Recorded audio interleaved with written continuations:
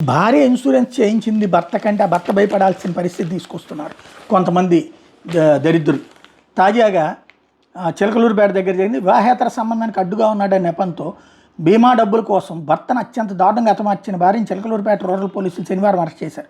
చిలకలూరుపేట కోటప్పకొండ మార్గంలో ఎడవల్లి సమీపంలో జరిగిన ఒంగోలు న్యాయవాది శ్రీరామ హరిప్రసాద్ హత్య కేసులో భార్య నాగజ్యోతి కీలక సూత్రధారిగా తేలడంతో అరెస్ట్ చేశారు. Chilakaluripet rural CI B Subbanaidu కథనం మేరకు ఒంగోలుకు చెందిన న్యాయవాది శ్రీరామ హరిప్రసాద్ నాగజ్యోతి దంపతులు 37 నాగజ్యోతికి వివాహానికి ముందే బాపట్ల జిల్లాకు చెందినటువంటి ఒసరి వెంకటకోటయ్యతో పరిచయం ఉంది.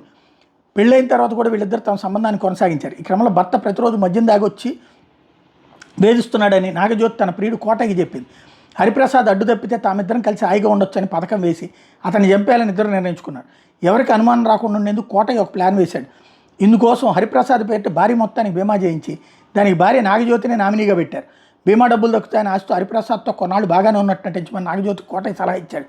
హత్య చేయడానికి కోటయ్య తన స్నేహితుడైన కొండారెడ్డి శ్రీనివాసరావు సాయం కోరాడు. ఏడాది ఏప్రిల్ 10న హరిప్రసాద్ నరసరావుపేట వైపు పిలిపించి అక్కడ మద్యం దాగించారు. అనంతరం ఎడవల్లి గ్రామం సమీపంలో రోడ్డుపై జనసంచారం లేని సమయం చూసి కాలకృత్యాల కోసం స్కూటీ ఆపారు. హరిప్రసాద్ కిందకి దిగ్గానే కోటయ్య సైగ చేయడంతో శ్రీనివాసరావు వెనపరాడుతూ హరిప్రసాద్ తలపై బలంగా కొట్టాడు. ఆ తర్వాత కోటయ్య కూడా రాడ్తో విచక్షణారహితంగా దాడి చేయడంతో హరిప్రసాద్ అక్కడే మరణించాడు.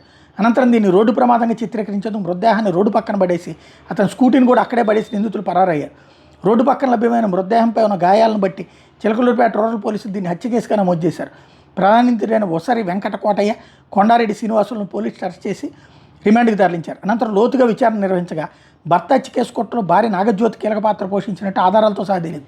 దీంతో శనివారం ఆమెను కూడా పోలీసులు అరెస్ట్ చేసి ఆమె వాడుతున్న సెల్ ఫోన్ స్వాధీనం చేసుకున్నారు. Chilakaluripet rural CI B Subbanaidu, SI Anil Kumar, SI Lekha ప్రియాంకలను ఎస్పీ అభినందించారు.